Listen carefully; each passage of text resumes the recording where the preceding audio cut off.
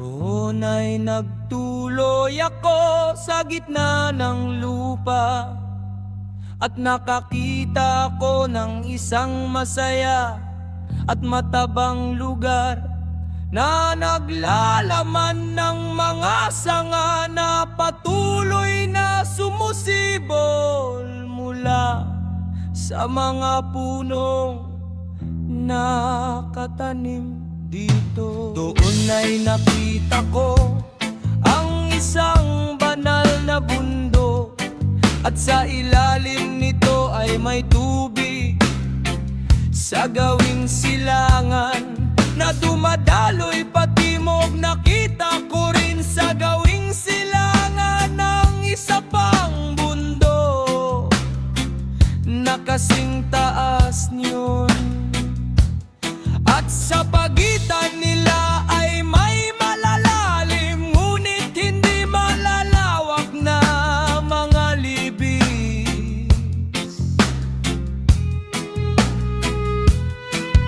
Ang tubig ay umagos patungo sa bundok sa gawing kanluran nito, at sa ilalim ay may isa pang bundok din.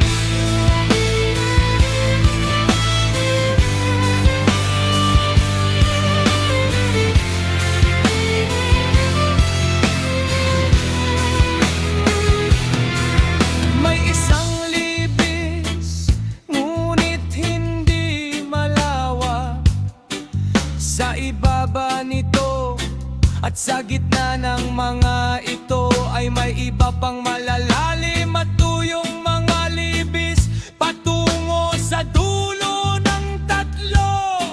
Ang lahat ng mga libis na ito na malalalim ngunit hindi malalawak ay binubuo ng isang matigas na bato na may isang punong nakatanim sa mga ito.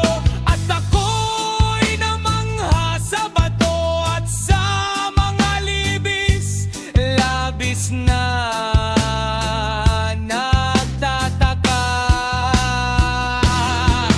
Pagkatapos ay sinabi ko, ano ang kahulugan ng pinagpalang lupain ito? Ng lahat ng matataas na punong ito, at ng isinumpang libis sa pagitan nila. Sumagot si Uriel, isa sa mga banal na anghel na kasama ko. Ang libis na ito ang isinumpa magpakailanman sa mga isinumpa. Dito titipunin ang lahat ng nagsasalita ng di marapat na pananalita laban sa alahaya, at bumibigkas ng mabibigat na salita tungkol sa kanyang kaluwalhatian. Dito sila titipunin, dito ang kanilang teritoryo. Sa mga huling araw, isang halimbawa ng paghatol ang gagawin sa kanila ng may katuwiran sa harapan ng mga banal, samantalang ang mga tumanggap ng awa ay magpapala sa alahaya.